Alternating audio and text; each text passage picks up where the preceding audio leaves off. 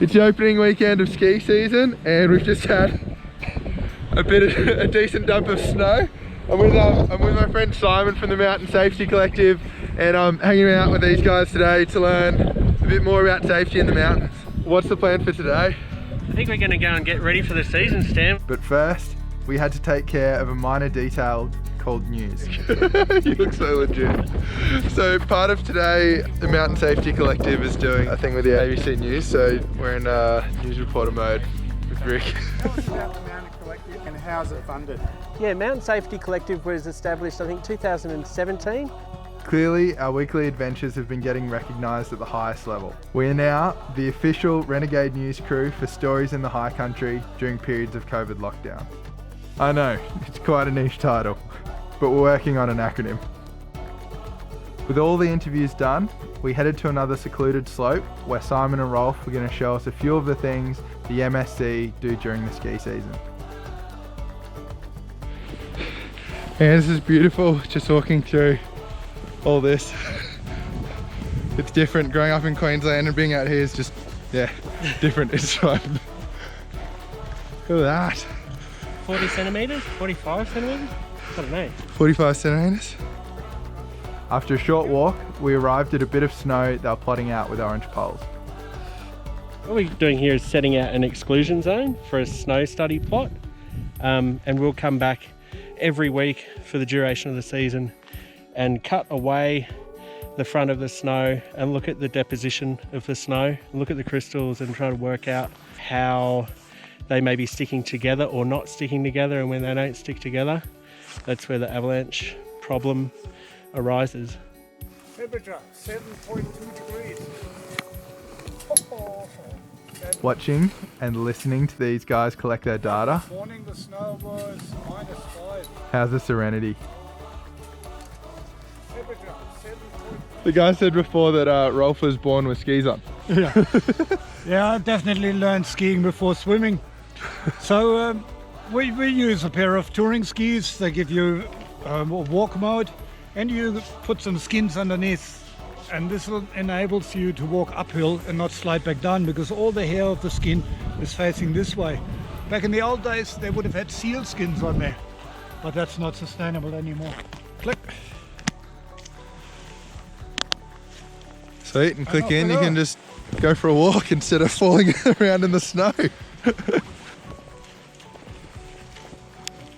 What are you doing, Simon? Well, we're doing a bit of snow science here, Stan. We're just doing a real basic kind of storm an observation of the snowpack. And we just want to look at what the layers are in the snowpack. It's really dry, the snow's really dry, I can squeeze it and no water comes out. And, but this is just to get an idea of what the situation is out here. So I put in a thermometer, have a look at the temperature of the snow. You know, cold snow is -9, warm snow's 0.5. Yeah, we record all this stuff and we have measurements of this over the entire season. And you know, later in the season, these things will be 1.5 meters deep. That's not blower, is it? It's a bit blower. It's a bit blower. With all the science out of the way, the guys wanted to show me one last bit of gear in their backcountry kit. An avalanche rescue beacon. I wouldn't look at the clock, I would just go run. As quickly as possible. So here we go, we've got our beacon up. There's someone buried. So this has got This is one burial. one burial. person. Yeah, one person. And the arrow is pointing that way, and we've got 35 meters. Alright, So, cool. yeah. This was clearly a race against the clock. When the buried person runs out of oxygen, they would die. So the more you practice this game of hide and seek, the more efficient you would become at using this device. So it'd be down, it says 1.1. Okay. Oh. Oh, yeah, there it is. There you go. Yeah. Find it! With the practice run under my belt, it was now my turn to have a crack. I'm trying to find Larry. Larry's been buried. Larry! Larry! It seemed reasonably easy to get within a few meters of the beacon, but close enough wasn't good enough. And the process of pinpointing the specific location was actually the hardest and longest bit of the exercise.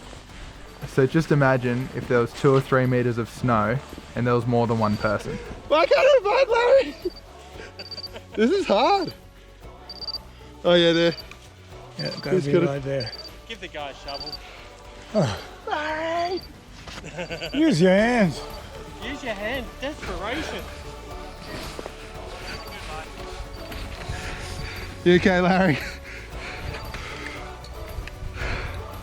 The backcountry's always intrigued me. I love spending time in the mountains, but I've just known that there's been huge gaps in my knowledge, and I just know that I don't have the understanding or the eyes to see risks and hazards yet. So it's been awesome to be able to get out with these guys, and I'm really hoping to get out and do some resort days this year, and then also get out and learn a bit more about the backcountry and have some adventures. It's just like look, this is only a couple of 100 meters from the car park and it already just feels adventurous and exciting. Hope you guys enjoyed that today, and I'll see you next week.